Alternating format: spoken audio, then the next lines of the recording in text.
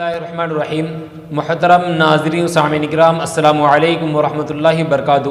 آج ہمارے سامنے سوال یہ ہے کہ چاندی کی انگوٹھی پہننا صحیح ہے یا غلط، یا پہن سکتے یا نہیں۔ اس میں مختلف طرح کے سائل ہے، مختلف طرح کے لوگوں نے سوالات کیے ہیں، تو بہرحال ان سائلوں کا نام نہ لیتے ہوئے ایک سائل کا نام ذکر کرتا ہوں۔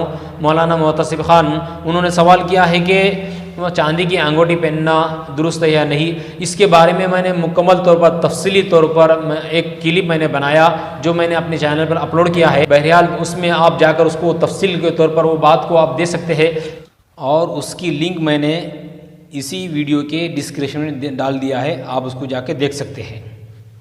اس میں کس طرح کی تفصیل بیان کی گئی ہے اس کو آپ دیکھ لیں تو آپ کو سمجھ میں آئے گا کہ چاندی کی انگوٹھی کے تعلق سے طرح طرح کے لوگوں کے جو سوالات اور جوابات ہمارے سامنے آئے تھے، تو اسی کی طرح سے میں نے اس کو جواب دیا ہے۔ بہرحال میں یہاں پر یہ جواب دوں گا کہ بادشاہ، امیر، قاضی اور متولی وقف کے لیے مہر لگانے کی غرض سے چاندی کی انگوٹھی بنوانا جس کا وزن 1 مثقال ہو، یعنی 4 گرام 374 ملی گرام ہو، تو وہ انگوٹھی پہننا درست ہوگا، اس سے زیادہ پہننا درست نہیں ہوگا۔